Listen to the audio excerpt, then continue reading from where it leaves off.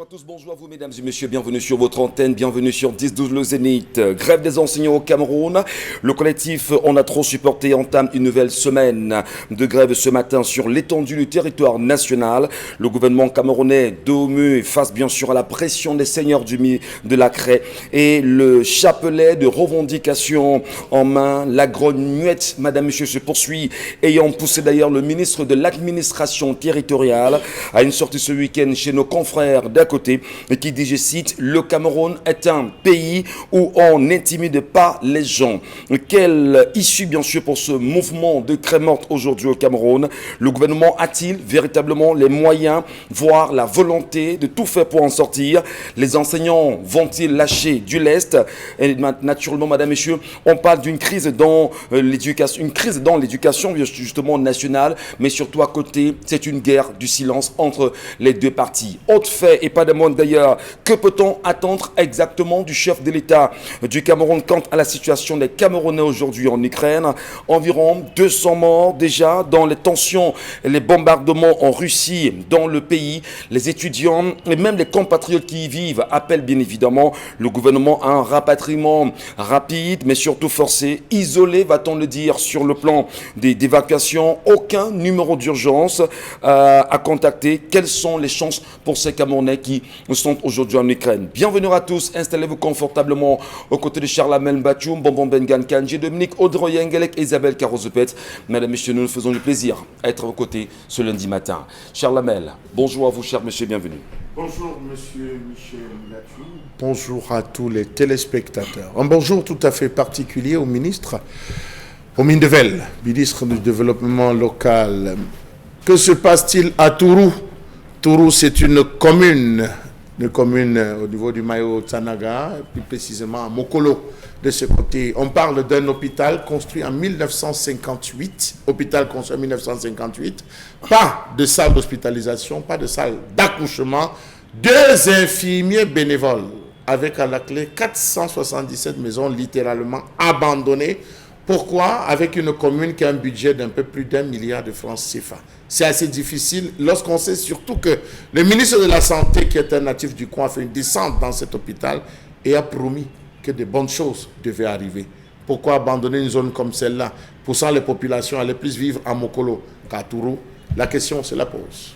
Merci infiniment, Charlamel Bachoum, Isabelle Carozopet, bonjour à vous et bienvenue ce matin. Bonjour Michel, bonjour aux téléspectateurs, beaucoup de courage à tous ces enseignants. Bon, Bengan Kanji, bonjour. Bonjour Monsieur Ngachou Numba, bonjour à vous chers téléspectateurs. Moi, un seul message aux compatriotes africains qui sont en Ukraine. La Russie a commencé depuis hier le bombardement même des gares. Donc, allez vers la Crimée et la Russie. La Pologne, la Hongrie et les autres pays ont du mal à vous accueillir parce que vos diplomates, je parle de vos ministres en charge des relations extérieures et leurs présidents ne réagissent pas vite.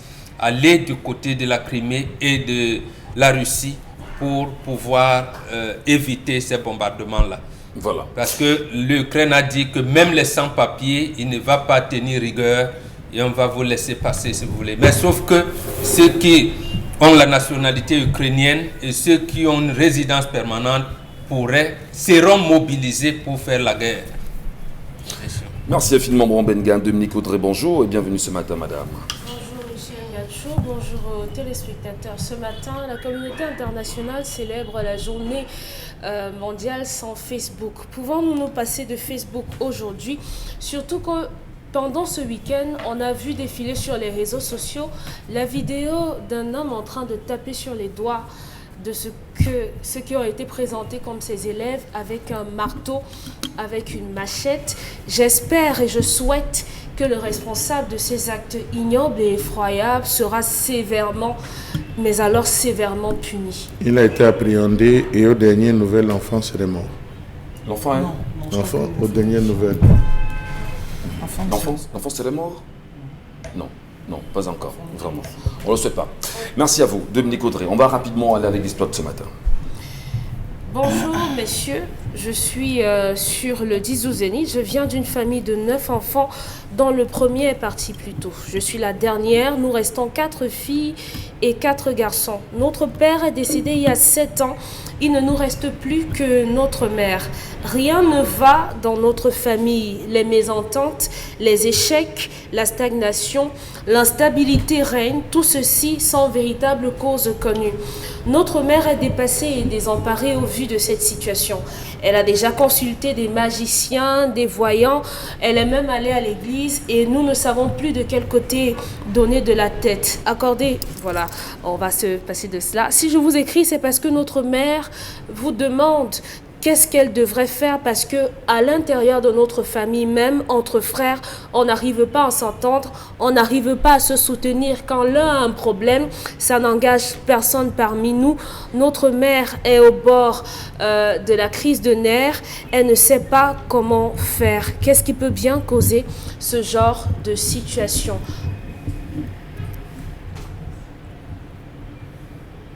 Est-ce que vous pouvez reprendre pour nous donner une compte, s'il vous plaît? Bonjour messieurs, je suis sur le 10-12 le Zénith. Je viens d'une famille de 9 enfants dont le premier est parti plus tôt. Nous sommes 8 qui restons, 4 filles et 4 garçons. Notre père est décédé il y a 7 ans et il ne nous reste plus que notre mère. Depuis le décès de notre père, on ne s'entend pas. Il n'y a que les échecs dans notre famille, il n'y a que la stagnation et une instabilité incompréhensible règne entre nous. Tout ceci sans véritable cause. Notre mère a déjà tout fait. Elle est désemparée. Elle a consulté magicien, voyant, pasteur et elle ne sait plus où donner de la tête. On ne sait pas par où commencer pour pouvoir gérer cette situation. Mes frères qui sont allés à l'école n'ont pas d'emploi. Les filles n'arrivent pas à se marier. Aujourd'hui, notre mère demande comment est-ce qu'elle doit faire et surtout qu'on ne sait rien en ce qui concerne la tradition. Elle et moi suivons beaucoup votre émission. Il y a tellement de mésententes que nous ne comprenons rien. Je suis, pourrait dire, la seule qui parle avec tous mes frères. Certains peuvent me faire des mois sans se parler, mais aussi sans parler à notre mère. D'accord. Merci bien Dominique Audrey, merci à ceux qui nous envoient ces histoires en même temps. On va essayer à notre façon de donner des solutions à ce qui a été posé comme problème ce matin. Et j'avoue quand même qu'il n'y a pas de voyant sur le plateau, c'est la première des choses. On peut faire des analyses en même temps, mais il y a des soucis en même temps, vous me permettez de dire ce que je pense. Il y a des soucis, c'est dans des familles, mais il n'y a pas de voyant sur le plateau. C'est un peu compliqué justement de déceler le problème fondamental parce qu'on ne sait pas où ça se situe, s'il y a eu des manquements au sein de la famille du point de vue de l'éducation ou encore des choses qu'on ne peut pas expliquer. On aurait bien voulu en savoir un peu plus. Mais de toutes les façons, on va essayer à notre façon de prendre le plus important et de mieux l'analyser. Isabelle Carozopet, est-ce que vous avez entendu grand chose à ça? Si oui, qu'est-ce que vous laissez comme commentaire? Ce que je tenais à dire, c'est que chaque famille a ses réalités. Donc, je crois que le fait que la maman soit encore en vie, c'est une grâce pour ces enfants-là. Malheureusement, quelque chose qui n'exploite peut-être pas assez ou du moins suffisamment. Mais je crois que ce qu'elle devrait faire, c'est user de sa posture de maman. Elle qui aujourd'hui qui a cette casquette de père, elle a la casquette de mère. Pouvoir convoquer tous ces enfants, pouvoir leur dire, leur expliquer l'intérêt qu'il y a pour eux de pouvoir s'entendre. Aujourd'hui, ils font savoir que voilà, ils sont au bord du gouffre parce que rien ne marche. Les choses évolueront comment? Quand le climat est délétère. C'est important de pouvoir être dans des situations paisibles et de voir ensemble comment pouvoir évoluer. Vous vous plaignez de ce que vos activités ne marchent pas. Quand d'un côté, vous ne parlez pas avec vos frères, vous ne parlez pas avec vos sœurs, vous êtes tout le temps à couteau tiré et on sait très bien ce qu'il peut avoir comme propos pendant les échanges qui se voudront certainement très houleux, où vous serez en train d'injurer X, vous serez en train d'injurer Y et à la fin, vous voulez quand même avoir des bénédictions. Donc, je crois que seuls eux ont les réponses à leurs problèmes. La réponse principale à leurs problèmes, c'est qu'il y ait d'abord la paix, qu'il y ait d'abord l'harmonie. Vous faites des mois sans parler avec vos frères, vous vous insultez tout le temps, votre maman qui est là mais qui peine à pouvoir justement vous mettre en harmonie, vous créer un climat plutôt serein. Je crois que, maman, ce qu'il y a lieu de faire, vraiment, c'est pas de voir X ou Y ou quoi que ce soit, c'est d'être autour de vos enfants. Que chacun, vraiment, c'est mon avis, chacun d'eux vide son sac.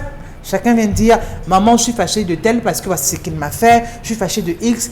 Je crois que si on est déjà solide, si on est assez soudé, si vraiment le mélange qu'on fait est assez homogène, je crois qu'on pourra suffisamment braver des épreuves. C'est tant que le papa soit décédé et qu'on parle d'échec. Parce que moi, je crois que la famille est disloquée. C'est le nœud. La famille est disloquée. Et quand vous êtes disloqué, sachez que vraiment, vous ne pourrez pas aller plus loin parce que vous êtes seul. Donc, aujourd'hui, c'est le dialogue. Il faut aller vers la voie du dialogue. Imposer le climat de paix avec vos enfants, c'est l'idéal. C'est l'essentiel au monde. Commentaire Charles Amembadjou ce matin.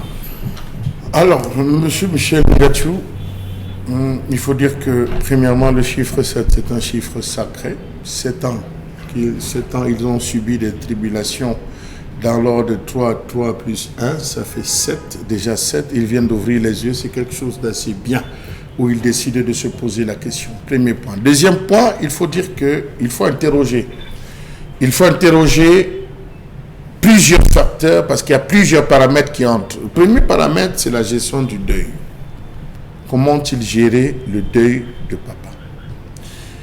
Vous savez, les occidentalisés ont ceci de particulier que lorsque un parent vient à décéder, la première chose qu'on décide de faire, c'est rapidement organiser les obsèques, rapidement organiser le deuil. Vraiment, il faut faire, on va l'enterrer, on va faire ceci, mon enterre où, combien de gens vont venir, il faut faire les faire part du deuil, il faut que les gens mangent, on a combien, la collation c'est combien, c'est 1 million, qui s'occupe de la collation, qui s'occupe de gérer, qui va faire la présentation, qui invite les chorales. Monsieur Michel Ngachou, cette façon, on le décrit sur ce plateau, Bombok et moi, est la façon la plus idiote d'organiser les obsèques de quelqu'un, les obsèques chez les Bantous.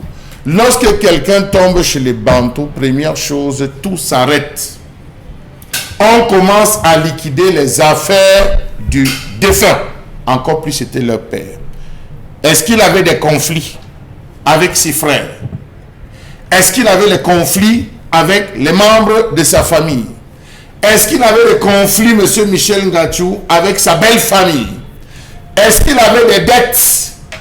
Est-ce qu'il avait des dettes avec la famille de sa femme? Est-ce qu'il a payé toute la dot? Est-ce qu'il y a eu des conflits qu'on devait régler, des conflits susceptibles qui ont créé des colères, des conflits de séparation? On s'arrête en disant, comme il est parti à ceci, il n'est plus là, il faut régler. On multiplie un nombre de réunions pour résoudre les problèmes. Avait-il une charge traditionnelle qu'il a abandonnée? Avait-il pris une décision qui avait conduit la famille dans un désordre total? On marque un temps d'arrêt, on essaie de régler le conflit. Premier point. S'il n'y a pas, on avance. Mais apparemment, c'est comme ce qu'on voit. Ok, juste t'appeler pour te dire que papa est décédé, d'accord? Le deuil, on lève le corps tel jour. Tous les jours, on s'assied, on pleure, on pleure. On fait la réunion pour dire que bon, donnez l'argent pour acheter la couverture, donnez l'argent pour acheter l'habit, donnez l'argent. On fait le deuil des occidentalisés sans rentrer dans le fond. Première chose. Deuxième chose, comment est-ce que leur maman a géré le deuil? Vous voyez, un papa qui décède, c'est la maman qui est au devant de tout, mettant la famille derrière. Est-ce que c'est elle qui était devant? Parce que lorsqu'elle se place devant, qu'elle gère tout, qu'elle contrôle tout, qu'elle bloque tout, qu'elle sécurise, entre guillemets, qu'elle désécurise tout, il y a des propos qui sont lancés et des choses qui sont faites. La malédiction la plus profonde d'une famille ne peut l'atteindre que si le chef de cette famille n'y est plus. C'est la raison pour laquelle vous entendez au quartier, ton père est mort, tu vas voir. Même les hommes dans les foyers disent à leurs femmes que je ne pouvais rien te faire parce que ton père vivait. Aujourd'hui que ton père mort, ouvre encore ta gueule, tu vas voir ce que tu vas voir. Parce que le menton, c'est là où la malédiction atteint. Est-ce que la mère a géré le deuil comme il fallait? Est-ce qu'il y a, M. Michel Ngachou, est-ce qu'il y a, où ils ont pris la peine d'aller interroger les différentes querelles, les différentes colères, les différents rituels? Parce que lorsqu'on voit emploi, mariage, des familles où les filles ne se marient pas, les familles avec problèmes de soucis d'emploi, cela tire ses origines. On ne peut plus loin à cause soit des lignes qu'on a eu à casser, soit d'un problème d'une séparation de famille, soit des paroles qui ont été lancées, soit de la terre qu'on a ramassée, soit de l'eau qu'on a versée. Et il y a toujours une succession. Quelle est la position donc de la mère par rapport à ce type de projet? La mère ne se prononce pas, c'est les enfants qui se prononcent. Vous avez des deuils où lorsqu'on arrive, M. Michel Ngachou, les gens ne prennent pas la peine de sécuriser le lieu du deuil. On sécurise le lieu du deuil. Oui, parce qu'il y a des gens qui peuvent venir avec ce qu'on appelle le mauvais haricot. D'accord. Ils viennent avec le mauvais haricot, ils jettent le mauvais haricot. Vous n'allez jamais vous entendre dans cette maison. Quel est l'objectif recherché? Ça, on peut lancer ça. Hein. C'est comme un petit... Bon, je ne peux pas vous dire. On passe là, on jette ça dans un coin. Monsieur Michel Ngachou, vous allez faire des problèmes. À un moment, c'est les couteaux qui vont sortir dans cette famille. On sécurise. Donc, la mère a voulu faire le deuil des occidentalisés. Dieu merci, on est qu'elle est allée chez les traditionnalistes, enfin chez les marabouts, les voyants. Elle est sortie de là, elle est allée chez les, vous appelez ça, les prêtres. Elle a fait le tour, plus rien. Donc, c'est à la maman, aux enfants de s'asseoir et d'interroger tout ce qui a entouré le deuil. Est-ce que dans la famille du papa, il n'y a pas de malédiction qu'on a caché, que le père a couvé? Parce que beaucoup de familles, lorsqu'elles le sachent, elles vous entendent que « Oh, tu apprécies, je vais chez Yahweh », alors qu'on cache. Et tout ça finit toujours par revenir. Allez nettoyer d'abord les enfants. Vous faites une réunion entre vous. Vous vous déplacez, mais vous allez sur la tombe de votre père. Vous faites et vous commencez à zéro. Vous mettez les indicateurs à zéro. Vous rediscutez pour voir là où vous avez fait. Merci, cher Ahmed. Dominique Audrey, justement, quel commentaire vous laissez à l'histoire de ce matin? Puisque la sœur qui nous écrit est la seule qui parle avec tout le monde dans la famille et que ses enfants même ne parlent pas à leur mère pendant des mois, c'est à elle que va revenir la tâche, le rôle ou bien la charge d'essayer de ramener tout le monde sous la même enseigne. Il faut dire que malheureusement dans nos familles aujourd'hui, on fait plus de la figuration qu'autre chose. L'amour fraternel a complètement disparu à cause de certaines mésententes. Il faut dire aux uns et aux autres que on peut être dans une famille et ne pas partager les mêmes points de vue. Est-ce que c'est suffisant ou nécessaire de se séparer totalement parce qu'on n'est pas d'accord sur un sujet? Je ne pense pas, parce que votre famille, c'est la seule chose qui vous reste lorsque vos faux amis, vos amis chinois, vos collègues hypocrites ou bien vos voisins sorciers vous ont abandonné. Les seules personnes vers lesquelles vous pouvez vous tourner, c'est effectivement votre famille ou vos frères. Vous ne vous parlez pas aujourd'hui. Lorsque votre mère va décéder, c'est chacun qui voudra acheter un cercueil. C'est chacun qui voudra faire creuser une tombe. C'est chacun qui voudra organiser le deuil à sa façon. Et la seule chose que vous allez réussir à faire, c'est à réussir à ce que votre mère soit éternellement une âme errante. Parce qu'elle se dira... Je n'ai pas pu unir mes enfants pendant ma vie. Mon mari est décédé et mes enfants aujourd'hui se détestent. Vous êtes en train de faire du mal à votre mère. Peu importe le problème que vous avez pu avoir entre vous. Je ne sais pas si c'est une affaire de femme ou bien si c'est une affaire de terrain. Ou bien vous direz mon père préférait plus tel autre ou tel autre. Ma mère est toujours en train de prendre le parti de tel. Mais je crois que lorsqu'on devient adulte, qu'on arrive à un certain âge, on a la possibilité de poser des mots sur nos douleurs. Et c'est ce qu'il faut faire. Parler à votre mère comme des personnes adultes en lui disant « Maman, ici, moi, je ne peux plus m'entendre avec tel parce qu'il a fait telle chose ou telle autre chose. » Et votre mère vous fera entendre raison. Surtout que la famille, malheureusement, on ne peut pas s'en détacher. On ne peut pas s'en séparer. Donc, la jeune femme qui nous écrit aujourd'hui, faites le rapport à votre mère, organisez quelque chose. Charles Hamel a parlé d'aller sur la tombe de votre père. S'il y a la possibilité de rassembler tout le monde à ce niveau-là, faites-le. Mais surtout, dites à vos frères que ne pas parler à votre mère pendant des mois, vous le regretterez lorsqu'elle sera morte. Merci bien, Dominique. Bon, Bengal. D'abord, je dis à ma fille, vous êtes dans une famille bénie. Vous êtes au nombre de 7. 3 plus 4, c'est la bénédiction finale. Il n'est pas besoin d'aller chez les charlatans et tout. Parce que, deuxième chose, il ne faut pas confondre, lorsqu'on vous parle de spiritualité, estimer qu'il faut aller avoir les larmes boules et tout ça. Ce n'est pas ça la spiritualité. La spiritualité, c'est la discipline par excellence de la vigilance de la conscience. C'est ça que c'est. 3 plus 4, c'est comme 4 plus 5, 9. Vous êtes une famille bénie.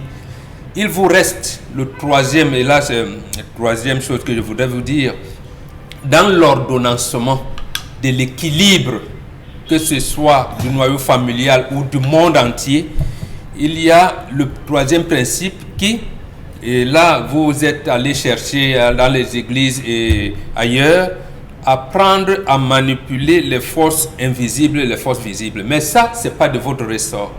Il est question ici, Charles Hamel l'a dit, lorsque papa est tombé, vous avez organisé le deuil, revenez. Essayez de revoir la vie de votre papa, puisque vous commencez par la cellule familiale. Quelle relation papa avait avec le successeur de son père à lui? Est-ce que c'était lui le successeur? Est-ce que l'histoire de la famille vous amène par exemple à penser qu'il y a eu des pratiques, il y a eu dans le vivant de papa, quel message il vous donnait, des dettes, un certain nombre de choses? Ça, c'est ce que vous pouvez faire. Et le rapprochement de la famille de maman également. Parce que si dans la famille de papa, il n'y a personne qui puisse venir auprès de qui vous pouvez vous référer, l'aller dans la famille de maman, on dit souvent, les enfants se cachent dans le ventre de leur maman. Donc, les problèmes, vous les portez auprès du frère de votre maman qui va les rassembler. C'est cela qui vous ramènera à l'équilibre, parce qu'il s'agit de trouver l'équilibre, le bien-être. Et il y a des rites appropriés qui ne sont pas de la sorcellerie, mais qui entrent dans ce qu'on appelle la spiritualité. C'est ce que vous appelez souvent là-bas prière. Et sous nous, on a notre dynamique propre. Vous êtes une famille bénie, vous êtes c'est une bénédiction. Oui, cet élément, vous vous rappelez, vendredi, on a discuté de l'histoire d'un papa qui voulait absolument arracher le terrain. Oui. Il peut lui aussi disparaître. Demain, ses enfants viendront poser les mêmes problèmes en disant si, ça, c'est la malédiction que le père aura occasionnée durant sa vie qui va se répercuter. Je vais vous raconter l'histoire d'un monsieur, c'est un policier, monsieur Michel Ngachou, qui travaillait au marché Mokolo, à Yaoundé. Lui, sa particularité, les sauveteurs, lorsque vous arrivez, ils vous trouvent au bord de la route, ils ramassent un jean. Si tu vends les chaussures, il arrache une paire de chaussures, il jette, et le soir, il rentre, il venait partager à ses enfants. Il rentrait partager cela à ses enfants. Un jour, il a arraché la marchandise. Comme pour dire que ce que les gens posent commande, il a arraché la marchandise. Le monsieur lui a dit que je vais voir comment, comme tu as voulu qu'il y ait le désordre dans ma famille, je vais voir comment il y aura la paix dans ta famille avec ce que tu as pris. Le monsieur a ramassé la chaussure, il est rentré à la maison. Il a tout ce qu'il ramassait toutes ces journées, il est allé chez lui. Ça a commencé avec des maladies. Ça a le problème, succession de problèmes sur succession de problèmes. Sa femme qui a développé une maladie rare, qui se retrouva à décéder. Les enfants, lui-même est décédé. On allait enterrer le monsieur. C'est après. Les enfants, comme disaient, bon, il faut s'asseoir, poser, interroger. Les gens sont repartis. On dit que votre père ici à Mokolo, vous savez ce que votre père faisait sur le marché Mokolo. Et cela dit qu'un jour, il a ramassé le truc et on lui a dit ceci. Cherchez la personne là, vous allez trouver la personne là au niveau de Mokolo Lobby. Ils sont descendus, ils sont allés retrouver le papa au niveau de Mokolo Lobby. Le père dit effectivement c'était lui, il avait pris, c'était ma seule marchandise, j'avais des crises, j'avais tout. Et ce jour-là, je l'avais maudit. Et ça a marché. Comme vous êtes venu me raconter jusqu'à ceci, rendez-moi juste la valeur de ce qu'il avait pris. Remettez-moi la valeur, partez, c'est coupé. Donc pour dire que aujourd'hui, ils peuvent être en train de chercher les causes. C'est lié parfois à l'emploi, à ce que le papa faisait. Donc, il faut interroger ça aujourd'hui, parfois, pour voir que vous faites parfois du mal aux enfants des gens dehors. Vous troublez la vie, vous gâchez la vie des filles dehors. Vous pensez que ce que vous êtes en train de faire, vous promettez 1000 mariages aux filles. Vous promettez des trucs aux enfants des autres. Vous croyez que ça va finir. Un matin, ça va se répercuter chez vous. Vous promettez l'emploi. Chez vous, vous aurez les mêmes problèmes parce que quand ces gens professent, ils professent parfois avec la foi, le cœur et l'esprit. Isabelle Caron, vous aimeriez bien suivre Fan Vigule. Oui, je me dis aussi qu'il faut aller savoir dans quel contexte le papa est décédé, ou alors si les dernières volontés aussi ont été respectées à la lettre. Parce que il y a des papas aussi qui vous disent, voilà, après mon décès, je veux que vous conduisez la famille de cette façon, mais il y en a qui s'entêtent à vouloir faire autrement. Non, je veux pas que mon corps soit ici, je veux que ce soit géré comme ça, mais il y en a qui s'entêtent à faire les choses autrement, ou alors le climat, ce qu'il disait avant son décès, comment est-ce qu'il est même décidé, suite de quoi et tout. Je crois quand même qu'il y a tellement de préalables que la famille devrait repasser encore au peigne fin et revoir d'abord les rapports qu'ils entretenaient même déjà avec le papa. Ça peut être simplement que le papa est en colère contre eux et une fois qu'on va sur la tombe, qu'on demande pardon, Et après, parfois, le tour est joué. Parfois, c'est des choses aussi simples, aussi basiques. Mais quand on néglige en disant non, il est décédé, non, je peux entrer dans sa chambre, je peux faire ce que je veux. Il y en a qui refusent qu'on entre dans leur chambre, alors qu'ils estiment que c'est exclusivement réservé pour leur maman. Mais vous allez voir dans des familles, à peine le papa décède, que le jeune garçon prend la chambre de son père, ramène des copines là-dedans, fait de ça ce qu'il veut. Et de l'autre côté, parfois, on se retrouve en train de payer. Donc, je dis, la vie se joue sur des détails. Les détails sont extrêmement importants, bien que ce soit des détails. Une petite peinture, Dominique Audrey, sur ce qui a été dit. Non, je crois qu'ils se sont suffisamment exprimés et je l'ai dit que votre famille est la chose la plus importante que vous puissiez avoir. Une famille normale, c'est une famille qui vous ouvre les bras lorsque ça n'a pas marché là où vous étiez. Donc il est inadmissible et inconcevable qu'on passe des mois sans parler à sa mère, qu'on passe des années sans parler à son frère. Ça n'a pas de sens. Ça ne s'explique pas. Donc, si les enfants, si vos frères nous écoutent aujourd'hui, je ne pense pas qu'il y ait quelque chose qui soit impardonnable, à moins que ce soit votre mère qui ait tué votre père, ou bien qu'elle ait tué vos enfants. Je ne sais pas, parce qu'on a bien pu vous faire que vous ne puissiez pardonner, retourner vers votre mère. Et un message quand même à ceux et celles qui vivraient les mêmes situations de Bombengane pour sortir. Non, il faut en toute chose savoir garder raison. C'est dire à quoi bon, même là dans les guerres, on finit toujours par s'entendre. Bon, vous êtes arrivé à une situation, j'allais dire, de guerre ouverte. Quelles sont les possibilités de s'entendre? C'est ça le problème. Cherchez toujours à vous entendre. Les parents sont là du côté paternel comme du côté maternel. C'est eux. Allez vous réfugier auprès d'un de ces parents-là. Parfait. Non, c'est la mère qui devrait le conduire. Puisque la mère, en fait, voilà, la mère est dépassée et elle n'est plus écoutée. Celle qui se trouve comme trait d'union aujourd'hui, si elle va se réfugier dans le ventre de sa maman, c'est-à-dire du côté de la famille maternelle peut les rappeler et justement va arrondir les angles et les mettre ensemble. Merci bien, Bombengane. Merci à vous, mesdames et messieurs. Restez sur notre antenne dans un instant. On parle bien sûr de la colère. Moment exceptionnel pour le peuple camerounais qui nous regarde ce matin. Ouvrez grandement les oreilles, mais surtout allumons nos cerveaux pour accueillir justement l'essentiel de cette colère.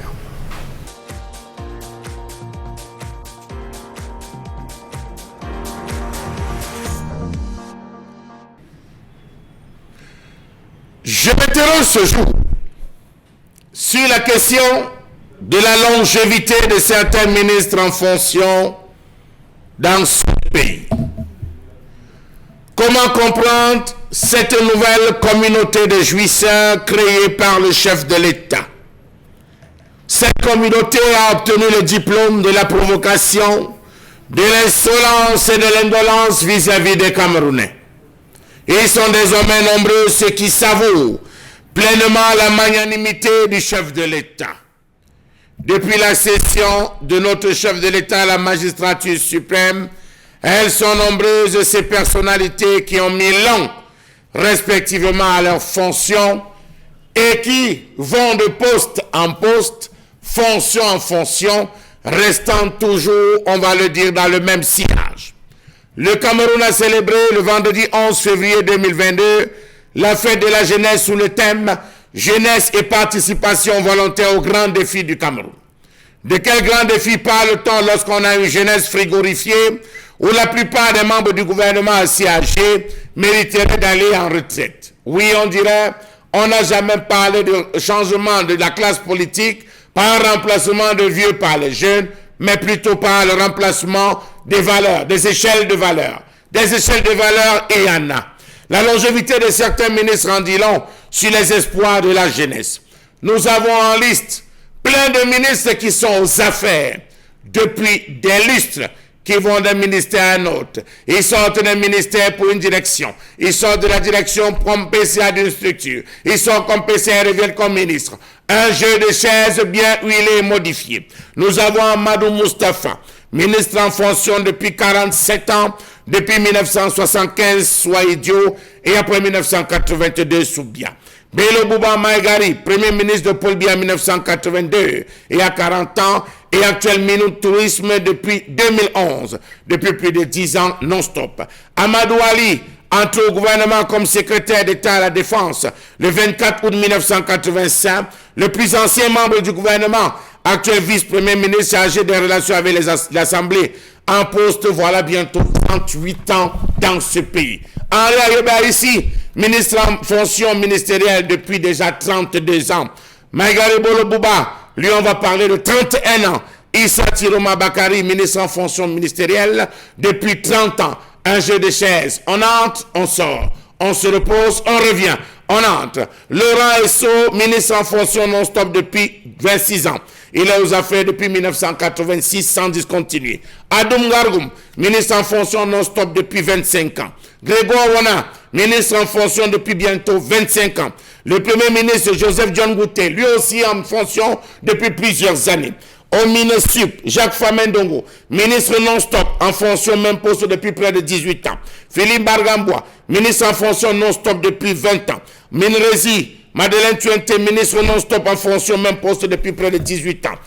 Commerce, Luc Magloire Tanganambarga, ministre non-stop en fonction même poste depuis près de 18 ans. Au secrétariat général de la présidence de la République, on est en train de se préparer à battre les records depuis le 9 décembre 2011. Le Cameroun est le seul pays au monde où des gens peuvent être des ministres au même poste durant 18 années affilées, et cela en plus sans que cela ne dérange quiconque. Pourtant, ce n'est pas le génie qui manque, ce n'est pas le talent et la compétence qui manquent. Sans toutefois oublier ces personnes qui, parce qu'ayant été depuis 2008 mutées à la tête d'autres ministères, sont en réalité eux aussi en fonction depuis près de 18 ans non-stop à des postes de ministres, et cela sans aucun problème. Nous avons le ministre Pierre Hélé, ministre de l'Environnement, de la protection de la nature et du développement durable en fonction depuis près de 18 ans. Yawa Issatou, actuel directeur général de la Société nationale d'investissement, elle aussi a été pendant 20 ans ministre des Affaires sociales, aujourd'hui toujours aux affaires. Seul le chef de l'État, lui, sait pourquoi il le garde longtemps dans ce gouvernement. Nous, on se pose la question de savoir, les mêmes, ils bougent, ils changent, ils reviennent, ils s'installent, ils bougent, ils font un tour, ils contournent, ils reviennent. Comment va-t-on changer? Pense-t-on changer? 299 remaniements, au fond et au finish, c'est les mêmes. 47, 38, 31, 26, 25, 21, 20, 18 ans. Eh bien, bravo pour ceux-là qui ont la chance d'être toujours là, non-stop. Non seulement on le sait, le mal semble être profond et la question est posée par Charles Membatou aujourd'hui. Qu'est-ce qui peut bien animer le chef de l'État à maintenir ces mêmes personnes dans ces nombreux gouvernements et des jeux de chaises, l'a-t-il d'ailleurs mentionné ce matin. Mais il y en a qui ont fait 18 ans, il y en a qui sont là depuis la session même de Paul Biya à la magistrature suprême et même bien avant, parce qu'il faut naturellement le rappeler, Charles Membatou. Qu'est-ce qui explique en même temps, on va dire, cette conservation du pouvoir par certaines pontes du régime, c'est-à-dire le régime d'Ahidjo et le régime de Paul Biya aujourd'hui? Qu'est-ce qui justifie quand même que Paul Biya laisse des gens, vous avez cité les noms là, qui font 18 ans, 20 ans comme ministre, 25 ans, 26, 31, quelle 30, politique 38. Justement? Alors, est-ce que ce n'est pas la preuve aujourd'hui qu'effectivement, bon, Benga, je commence par vous, que le Cameroun est partagé, le Cameroun est morcelé, des familles, des personnes bien connues se partagent le Cameroun comme étant un héritage familial, sans penser bien sûr, on va dire, à ces 30, si vous voulez, 40, voire 50 millions de Camerounais aujourd'hui. Et sur ce point précis, je pense que le président Paul Biya est resté dans le même logiciel que son illustre prédécesseur. Et effectivement, vous avez raison de le dire, un éléphant est tombé à Yaoundé, il faudrait que chacun monte, couper un morceau. Et à ce moment-là, c'est les familles qu'on peut appeler les familles du sérail. Donc, c'est des gens du sérail qui se partagent ce gâteau. Et il peut arriver que par cooptation, on prenne ici ou là. Donc, c'est le même logiciel hein, qui a été Madeleine Tuente et les Pierre Mbela Mbappé. À l'époque, c'était comme ça. Ce qui fait que on peut vous remplacer par le frère du village, quelquefois. Donc, on met quelqu'un à côté, mais c'est pas loin du sérail. C'est pas loin du sérail. C'est le logiciel de l'inertie. C'est ce logiciel, justement, qui sécrète et entretient la corruption. Et parce que le langage qu'on utilise souvent, est que, ah oui, dans les 25 millions de Camerounais, si le chef de l'État a choisi votre frère ou votre soeur, il faudrait pas Et en plus, la nomination est discrétionnaire. Donc, c'est un logiciel de l'inertie, de goulot d'étranglement. Et c'est un logiciel qui a créé ce qu'on les économistes appellent généralement les intérêts croisés. Donc, et la politique des réseaux. Et ça bloque dans le pays et on se retrouve généralement dans les conditions d'impasse. Vous ne pouvez pas enlever, j'allais dire, le personnel dans votre département ministériel, le personnel qui est coupable ou alors soupçonné de ralentir le bon fonctionnement de l'administration parce que celui qui est parti, il peut revenir. Parce que par exemple, là, le cas de Yébéa, ici, il est parti, il est revenu plusieurs fois. Et Laurent Esso, par exemple, il y a eu la Madjoda Dudu, bon, ils sont partis. Yang Philémon, là, c'est depuis longtemps, il a été vice-ministre ici, ainsi de suite, il vient, l'ambassadeur, il revient. Bon, on les règle comme ça, les Pita Betty, René Zengele et tout. Bon, c'est les mêmes gens. Les mêmes gens, il peut devenir ambassadeur aujourd'hui, demain on le ramène, ainsi de suite. Ainsi Alors, de mais suite. ça veut dire justement de façon réelle que c'est un cercle de personnes. Oui, c'est une caste de personnes. Oui, et on peut recruter. Qui dit aujourd'hui tenir, on va dire, le régime, qui dit tenir le pouvoir, des complicités, des affinités, ben, au final, le Camerounais lambda ne peut pas décider de ce qui est bien pour le collectif. C'est des individus qui se partagent bien sûr le pays aujourd'hui. Oui, absolument. C'est une poignée d'individus. Vous verrez que cette construction, depuis 1958, c'est ça qui est élargi. Et c'est à dessein d'ailleurs que le gouvernement, je pense de mars 1992, en fait c'est ça qui est là. On remplace les décédés, on remplace ceux qui ont atteint un certain âge qui ne peut plus par des nouveaux du même cercle ou alors de cooptation. Comme le ministre Momo, c'est une cooptation par rapport à la politique Nandjangi. Bon, on peut le coopter là, et son successeur d'ailleurs avait été coopté, mais le docteur Fogui. Bon, on peut coopter comme ça, mais en fait, ils ne sont pas du sérail. On coupe. Et comme Mamadou Moustapha, je vous raconte la petite anecdote pour terminer. Après l'élection législative de mars 92, Bello Bouba, l'UNDP s'en sort, je pense, avec 67-68 députés. Bon, il est question, d'après les anciens accords du parti unique, et Bello Bouba doit prendre son poste de Premier ministre. À la limite, il peut même remplacer le Paul Biya à la présidence de la République. Maintenant, on est dans un environnement multipartiste. Sauf que le président Biya surfe sur ça. Et il aime faire ça. Il est très, très malin dans ces jeux. Au lieu d'appeler Bello Bouba lui-même, il passe par Amadou Moustapha. Et lui, bon, Amadou Moustapha est vraiment bon. Et vraiment, il faut que vous veniez avec Bello Bouba. Bello Bouba s'énerve. Il dit, mais comment il ne peut pas m'appeler moi-même? C'est pour ça que Bello Bouba n'entre pas au gouvernement à ce moment-là. Il les prend d'abord tous les deux. Et ils sont obligés de créer l'ANDP, l'Alliance nationale de démocratie et le progrès, et laisser Bello Bouba à l'UNDP. Maintenant, comme c'est le frère de Bello Bouba sait que c'est son grand frère. Il ne peut pas rester longtemps au banc de touche. Il attend donc la prochaine élection présidentielle de 97 pour aider son frère à gagner l'élection à ce moment-là sans problème. Et pour que Paul Biya gagne l'élection normalement, sans contestation, parce que l'Union pour le changement avec le candidat Froundi avait contesté en 92, il amène Froundi à boycotter l'élection. Incroyable. Oui, il amène. Il dit à Froundi, ESDF, non, bagarrons, luttons pour un code électoral qu'avait d'ailleurs présenté le professeur Titi Mouel pour le compte de la commission de justice et paix. Bagarons, il faut que Paul Biya adopte ça. Si Paul Biya n'adopte pas le code électoral consensuel, on ne participe pas. Et effectivement, ils n'ont pas participé. Ils ont appelé donc Copté Hogbeden qui était malheureusement enlevé en 92, soi-disant parce qu'il n'avait pas présenté d'acte de naissance. Mais cette fois-là, il compétit. Qu'est-ce qui arrive donc? On se retrouve le 7 décembre 97, Bello Bouba entre au gouvernement jusqu'à aujourd'hui. C'est lui qui a boycotté, il a les gens à boycotter. Donc, pour comprendre ces jeux et ces enjeux-là, c'est très complexe. Voilà. C'est des réalités. C'est des familles, je réponds à votre question de manière claire, justement, c'est des familles qui se sont entendues pour se partager le gâteau national. Mais au regard de certaines contingences, on peut te recruter pour un mandat ou quelques années, mais c'est les familles. Isabelle Carozopet, justement sur cette question, parce que on fait quand même 28 ans, 25 ans, il y en a qui sont là depuis 40 ans comme le chef de l'État également, parce qu'il a on en connaît des noms aujourd'hui qui sont toujours dans le gouvernement. Salamela a mentionné des noms dans cette colère.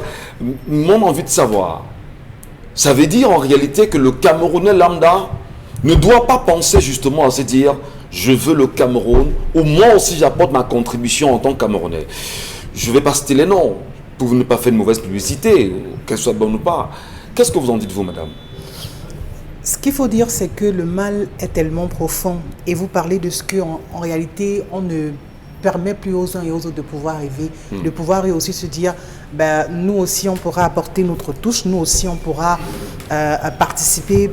On va par exemple prendre encore le 11 février avec le thème, on disait jeunesse et participation volontaire aux grands défis du Cameroun.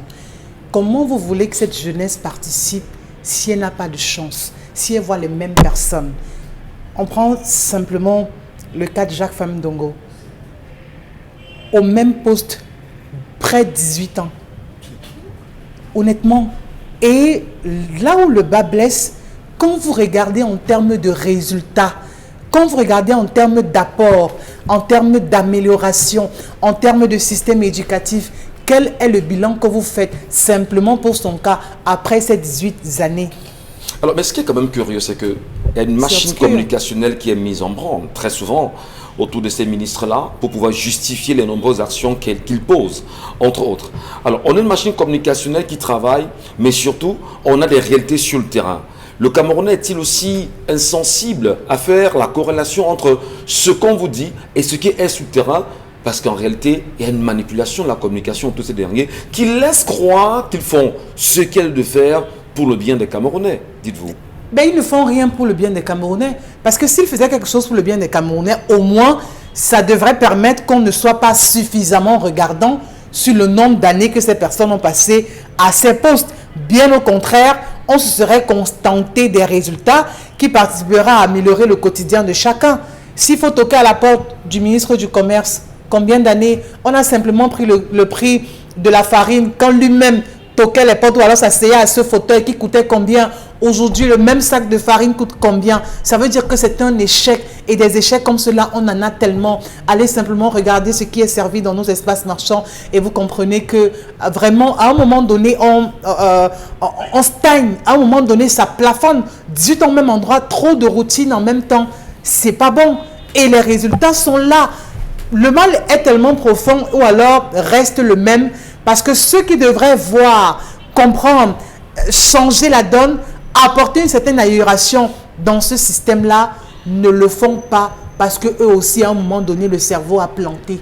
Vous n'arrivez plus à produire, vous n'arrivez plus à apporter du son neuf, vous n'arrivez plus à pouvoir harmoniser les choses comme il se doit, parce que si vous-même, vous avez passé 40 ans assis à un fauteuil, ben il est normal que vous estimez que 20 ans pour un ministre est même insuffisant. Voilà. Par conséquent, le Cameroun restera là où il est. Une belle illustration également de Nick André, c'est le mystère de la recherche scientifique et de l'innovation avec Madeleine Tuent également, qui y est depuis 18 ans déjà.